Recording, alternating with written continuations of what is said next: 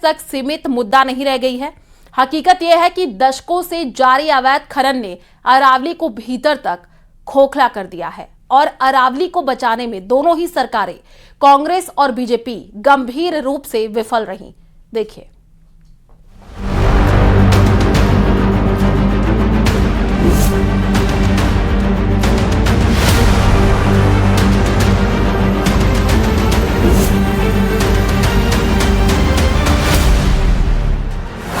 अवैध खनन से छलनी हुई अरावली, अवशेषों में सिमटी पहाड़ियां, हजारों करोड़ का राजस्व, मिट न जाए सर्वस्व। अरावली केवल पत्थरों की श्रृंखला नहीं, यह थार के रेगिस्तान को आगे बढ़ने से रोकने वाली प्राकृतिक दीवार है। पूर्व के उपजाऊ मैदानों और पश्चिम के रेतीले इलाकों के बीच का संतुलन है। 20 से अधिक वन्य जीव अभयारण्यों का आधार है।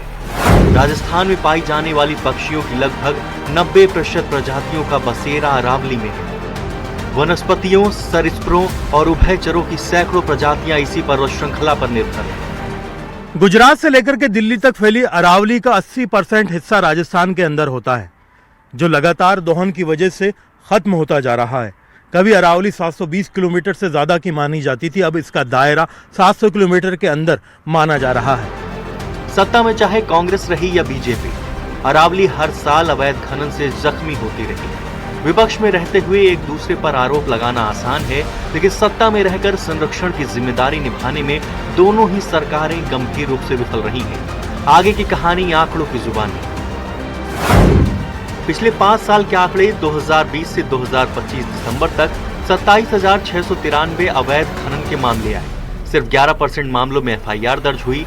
भीलवाड़ा में 4,838, जयपुर में 4,261 सबसे अधिक प्रभावित जिले रहे। अवैध खनन से खतरा हुआ तो जल, जंगल, जमीन की फिक्र करने वाले अदालत भी गए। अदालतों ने चेतावनी भी दी, लेकिन लापरवाही बदस्तूर जारी रही। ये बात और है कि आज जब अरावली को लेकर सियासी पारा हाई है, तो दोनों प्रमुख दलों में एक दूसरे को दोषी ठहराने की होड़ मची हुई है। आज भी भीलवाड़ा हो, भरतपुर हो, झुंझुनू हो, अलवर हो, माफिया बेखौफ होकर के अवैध खनन कर रहे हैं। सरकार कान में रुई देकर के बैठी है। 2 साल में अरावली के क्षेत्र में 10,966 प्रकरण दर्ज किए गए। 1,136.78 करोड़ रुपए वसूल किए गए। 1,002 FIR दर्ज की गई और 300 लोगों की गिरफ्तारी की गई और 10,616 वाहन जब्त किए गए। अब कांग्रेस के मित्र क्या जो हमने आंकड़े पेश किए हैं, वो आंकड़े उनकी 5 साल की सरकार में भी अगर पेश कर सकते हैं क्या? सियासत अपनी जगह, लेकिन सवाल यही है कि जब सालों से अवैध खनन खुलेआम चलता रहा, तब सरकारें क्या कर रही थी? आंकड़े बताते हैं कि कानून तो मौजूद था, लेकिन राजनीतिक इच्छा शक्ति और सख्त अमल की भारी कमी रही।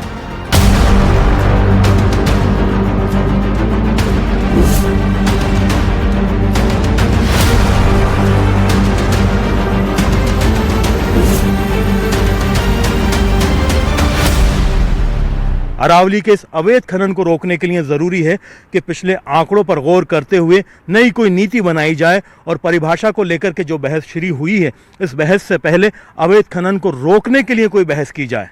कैमरा पर्सन दिलीप चेची के साथ में अरबाज अहमद, न्यूज़ 18 के लिए, जयपुर से।